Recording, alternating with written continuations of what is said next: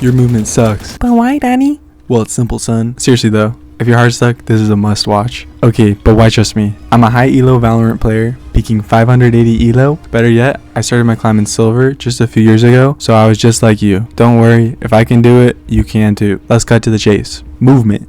Debatably, the most important mechanic in the game. I'm going to take you guys on a journey in this video, as learning movement properly happens in a sequence of sorts. I recommend you watch the whole thing, no matter your skill, but I have timestamps in case you want to skip around to topics of interest. Part 1. Movement inaccuracy. Your bullets don't go straight while you're moving. Super simple, just make sure you're standing still before shooting. The only time running and shooting works in this game is if you're super close to the enemy, in which it can be pretty strong. If you are running and get slowed by util or damage, your accuracy will increase during the slow timer. This niche detail makes spraying your gun while unpeaking kinda viable. I rarely do this, but it's cool, so yeah. Part 2.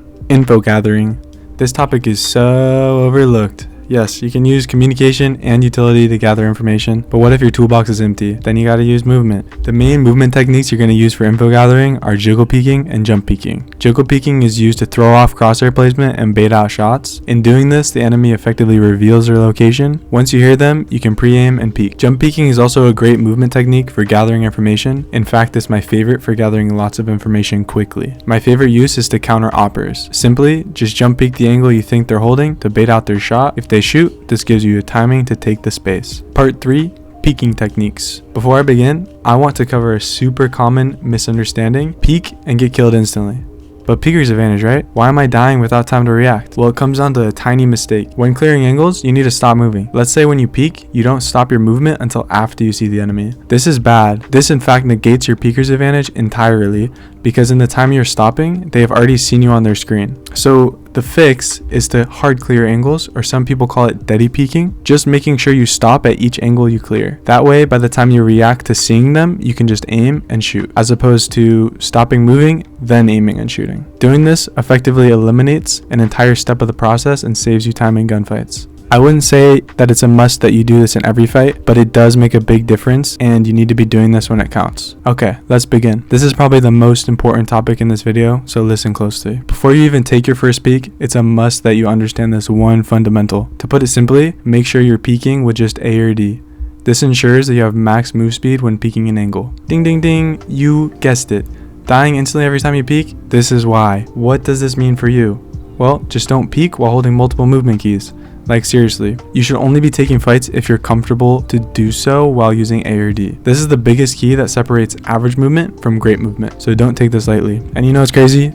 Once you understand the power of peeking with full move speed, you can apply it to gunfights too. Just as you should only peek with A or D, you should only be using A or D to strafe back and forth during gunfights. Similarly, this will make you move the fastest and keep you alive the longest during fights. Now that we got that out of the way, I have what I like to call the peeking trio. We have close peeks, standard peeks, and wide peeks. The bread and butter of peeking, close peeks. This peek is used to clear one angle at a time. You do this to isolate gunfights and clear common angles. A common angle is simply put, a place on the map where the enemy is likely to hold. When close peeking, you want to keep your peeks as short as possible, as the name implies. If you peek too wide, not only do you risk exposing yourself to multiple enemies, but you will make noise, which can reveal your location.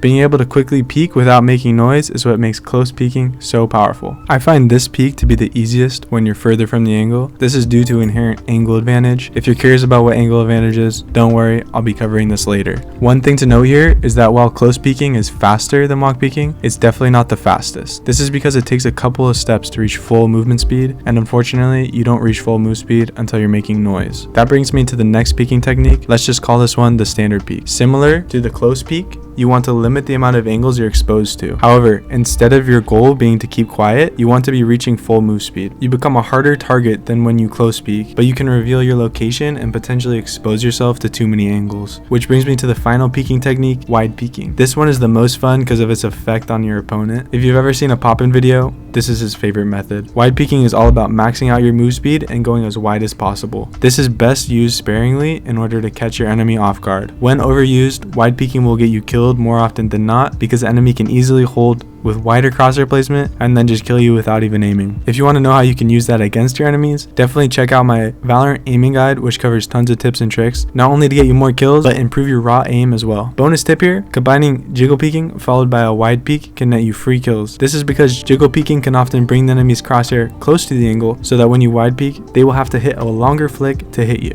What are the key takeaways? Oh, well, glad you asked. Always peek with A or D and mix up your peeking techniques to keep the enemy guessing as to what your next move will be. Easy, right? Part 4, movement versus angles. If you were wondering where walk peeking was in the previous section, here it is. I don't personally consider walk peeking a peeking technique because it's not very good. You move like way too slow. The primary use of walking is just to deny the enemy info. However, walking while clearing angles can work if you have angle advantage. In this niche scenario, you will see the enemy first and sometimes they won't even see you at all. So what is angle advantage? It's simple. You have angle advantage if you are further from the angle than your opponent. I cover this a bit more in other videos, so I won't go too in depth here. One thing I will say is that it's a scaling advantage. This is an important note specifically for walk peeking because clearing angles when you have a 25-meter angle advantage is going to be easier than if you only have a 5-meter angle advantage. Part 5, repositioning. Now this is a fun one. Pay attention because once you grasp these concepts, you can start converting more of your picks into multi-kills. Why is this important?